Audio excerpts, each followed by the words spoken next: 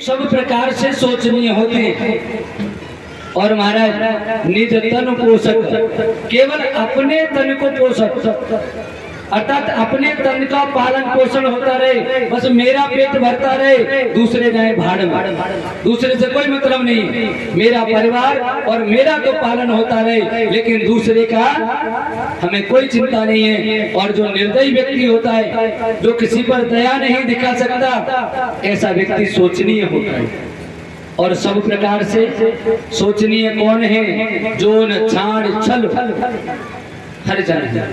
ये जितने भी ऊपर के जो 14 प्रकार के बताए, उनके अंदर ये दोष हैं, लेकिन ये दोष होते हुए भी अगर वे भगवान की भक्ति करते हैं तो कहीं तक ठीक है,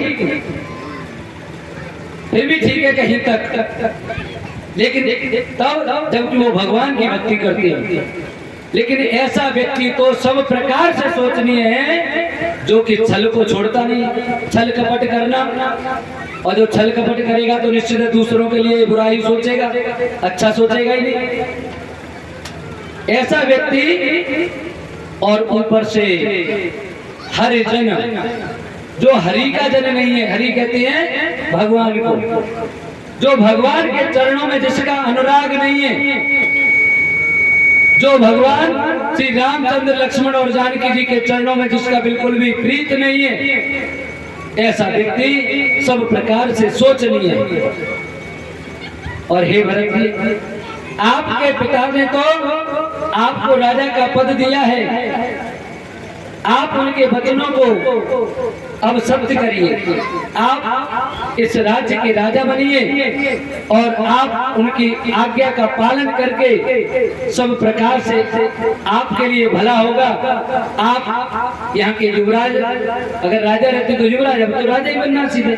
आप यहाँ के राजा बन करके और इस प्रजा का जब तक भगवान श्री राम लौट करके आते हैं तब तक इनकी देखभाल कीजिए। तब भरत जी महाराज को गुरु जी बता रहे हैं, ममुचोर बुद्धिरालंबम मंत्रेण न विद्यते निरालंबैव निष्कामा बुद्धिर्मुक्तस्य सर्वदा। कहने लगे, जो व्यक्ति मुमुक्ष अर्थात जो मोक्ष को चाहने वाला होता है, उसकी बुद्धि आलंबन के बिना नहीं रह सकती। जो मुमुक्ष होता है, मोक्ष को चाहने वाला होता है, उसको आलंबन की आवश्यकता होती है। और जो मुक्त पुरुष है, उसकी वृद्धि, उसकी जो बुद्धि है, वो हमेशा निष्काम होती है। वो केवल कर्म करना है, फल की इच्छा नहीं करनी है।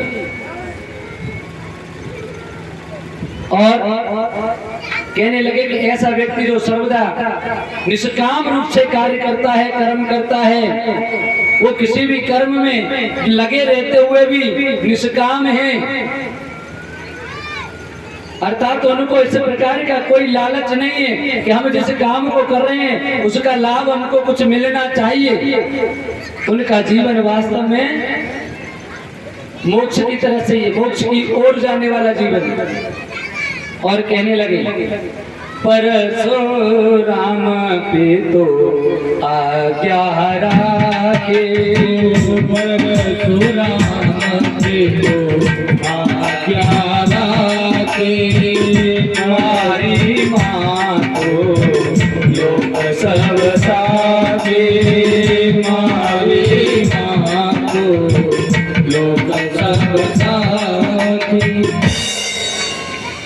देखो, जिसने भी पिता की आज्ञा को माना है, वो संसार में बड़ा यशस्वी हुआ है।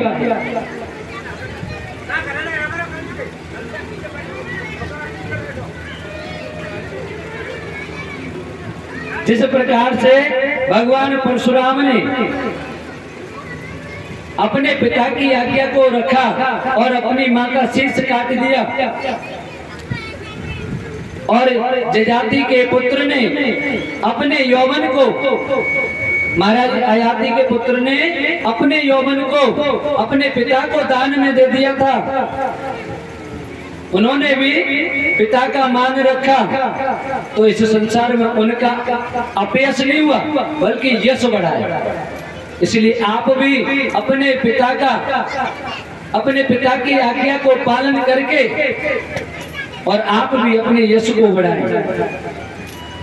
हे भरत भाई, आप उचित अनुचित का विचार छोड़ करके केवल पिता की आज्ञा का पालन करें। और अच्छा पुत्र वही है जो अपने पिता की आज्ञा का पालन करता है। भरत जी कहने लगे महाराज जी तो ठीक है, लेकिन आपको पता है कि वेद और शास्त्र सब जगह ये लिखा हुआ है कि पिता के राज्य का अधिकारी केवल उसका बड़ा पुत्र होता है, और राम महाराज के बड़े पुत्र हैं, इसलिए मैं ये शासन नहीं कर सकता। तब गुरु जी कहने लगे सौंपे हो राजो राम के आए, सौंपे हो राजो राम के आए, सौंपे हो राजो राम के आए, सेवा करऊं स्नेह सुहाए, सेवा करऊं स्नेह सुहाए, सौंपऊं राज राम के आए। गुरु जी कहने लगे हे पुत्र, अब आपको इस राज्य का अधिकारी बनकर के अपनी प्रजा की सेवा करनी चाहिए, और जब राम वापस लौट करके आ जाएं तो उनका राज्य उनको सौंप देना और फिर आप उनकी सेवा अवश्य करना। आज सभी मंत्रियों को बुला करके सभी लोग उनके सामने हाथ जोड़ करके कहने लगे हे भरत जी, आपको गुरुजी की आज्ञा बिल्कुल मान लेनी चाहिए, आपको गुरुजी की आज्ञा का पालन करना चाहिए। लेकिन मैया कौशल्या भी पहले तो यही कह रही है, कौशल्या धरे धीर जो कहीं, कौशल्या धरे धीर जो कहीं,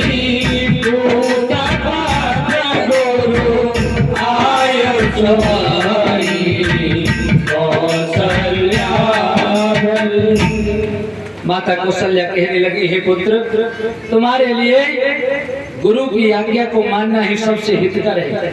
तुम इस बात को मानो और गुरु जी की बात को मान करके तुम्हें अब ये राज करना ही चाहिए, क्योंकि तुम्हारे पिताजी स्वर्गवासी हो गए हैं और तुम इस प्रकार से अगर अधीर बने रहे तो इस कुटुंब का, तुम्हारी इस प्रजा का और मंत्री माताओं का, इनका सबका अब केवल एकमात्र सहारे तुम ही हो। अगर तुम भी ये शासन नहीं करोगे, तुम भी राज नहीं करोगे, तो फिर इन सब का क्या होगा? ये सब लोग व्याकुल हो जाएंगे।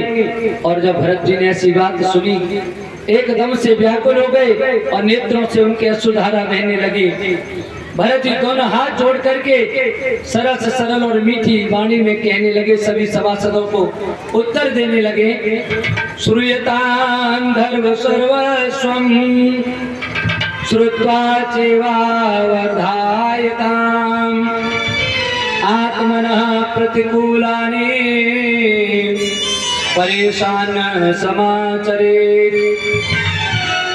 धर्म का सार सुनो और उसको सुनकर के उसको मन में धारण भी करो। जो व्यवहार को पसंद न हो उसको दूसरों के लिए भी आप न बताओ। इस प्रकार से भरत जी आज सभी मंत्रियों को, गुरुओं को, सबको ऐसा उपदेश। अब भरत जी तो अपने आप में भी उपदेश गुरु जी को तो क्या दे, लेकिन हाथ जोड़कर विनती कर रहे हैं और सभी सभासदों से कह रहे कि महाराज आप लोग मेरी बात भी थोड़ी सी सुन लो। आपने अपनी अपनी कह ली, लेकिन मैं इस सिंहासन पर नहीं बैठ सकता।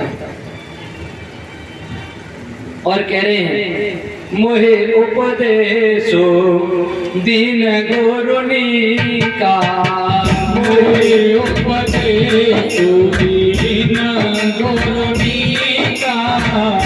प्रजा सचिव सम्मत सवही का प्रजा सचिव सम्मत सवही का मोहे उपदेशो दीन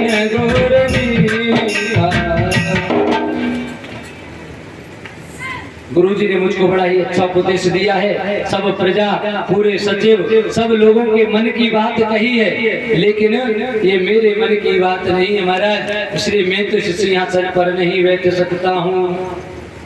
और आज भरत जी अपने गुरु जी, प्रजाजन, माताओं को सबको विविध प्रकार से समझा रहे हैं और वे एक ही बात रखते हैं उनके सामने कि केन प्रकारेण कैसे भी करके मुझे तो राम के पास जाना है, यदि हो सकेगा तो मैं उनको लौटा करके लेकर के आऊंगा।